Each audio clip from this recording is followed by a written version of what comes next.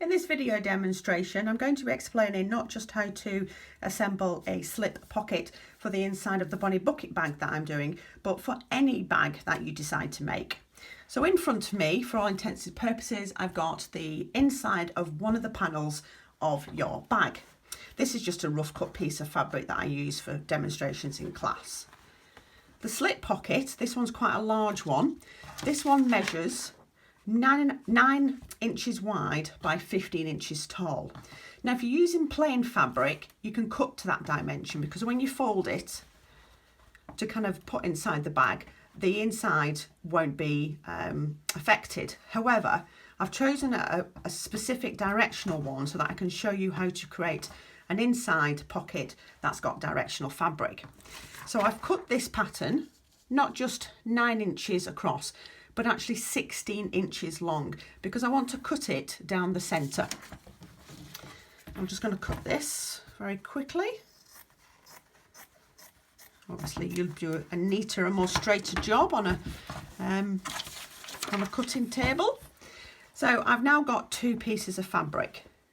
So when I come to assemble this slip pocket, I'm going to take one of those pockets and lay it right side up, and then I'm going to lay the other one on it right side down.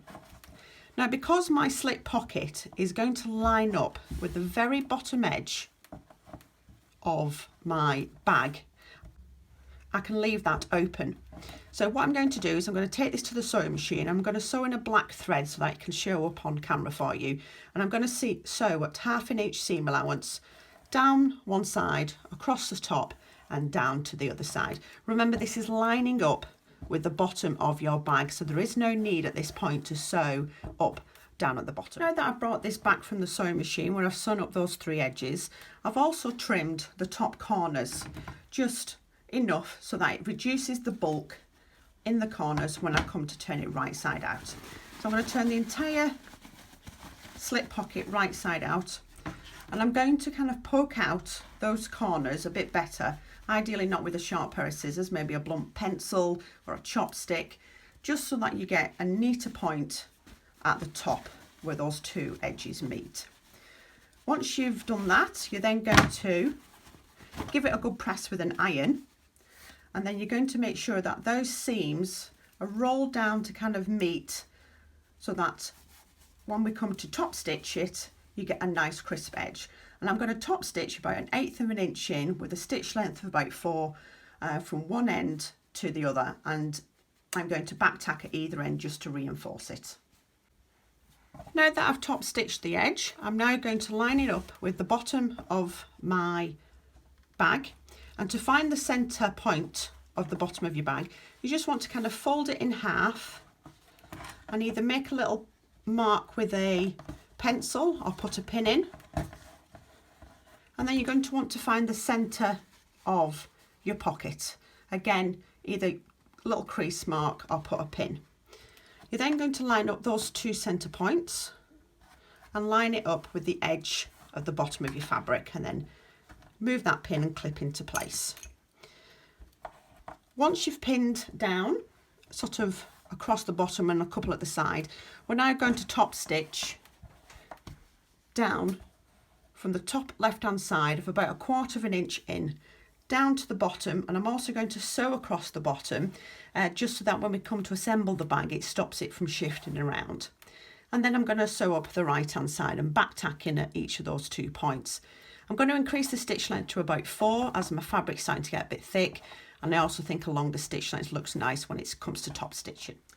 What we're now left with after I've top stitched down both sides and across the bottom is a slip pocket that hasn't got fabric upside down on the inside.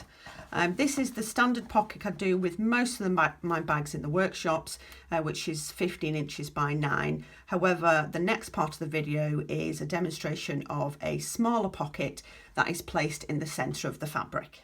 The second part of this video, I'm going to show you how to create a smaller pocket that isn't lined up with the bottom edge of your fabric, but is actually suspended more or less just off centre from your actual inside of your bag.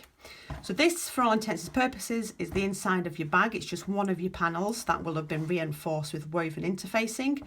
And then this strip of fabric, which at the moment is a continuous one measures 6 by 12, 6 across the top and 12 down here.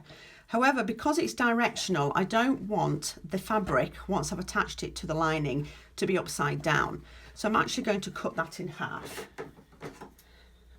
So the processes are exactly the same as though you're making a larger one. So again, if your fabric's plain, you won't need to chop it in half. You can just keep it as one and then fold. So I'm now going to lie this right side up one of the panels and then the other panel right side down.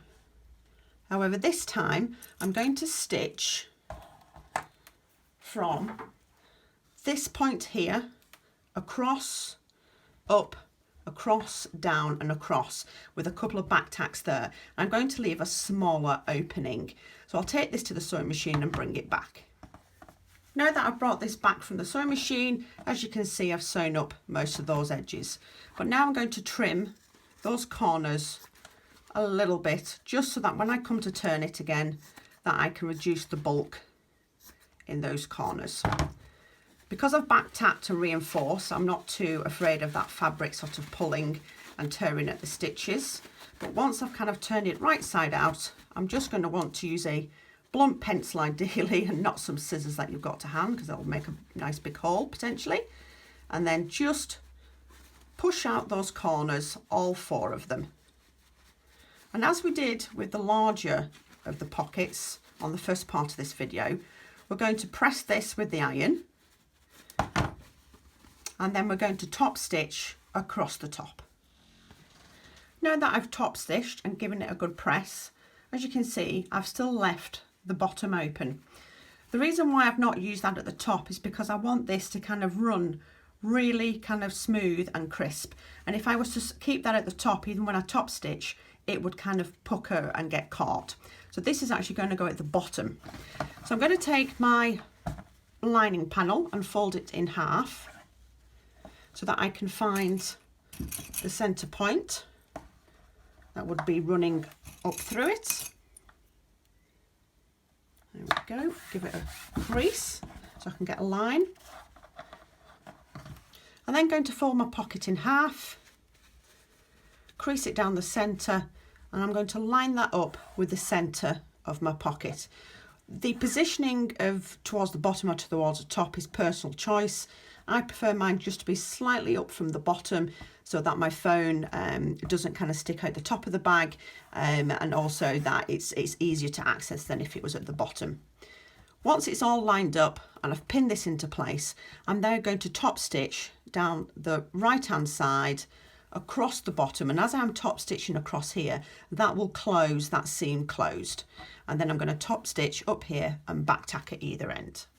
I've now brought this back from the sewing machine where I've stitched down those 3 sides, and as you can see, it's created a pocket where the inside is also the right way up. So I hope you've enjoyed that video of how to create slip pockets to whatever size you wish. Remember, if you did like the video today, remember to press those subscribe button and give me a like.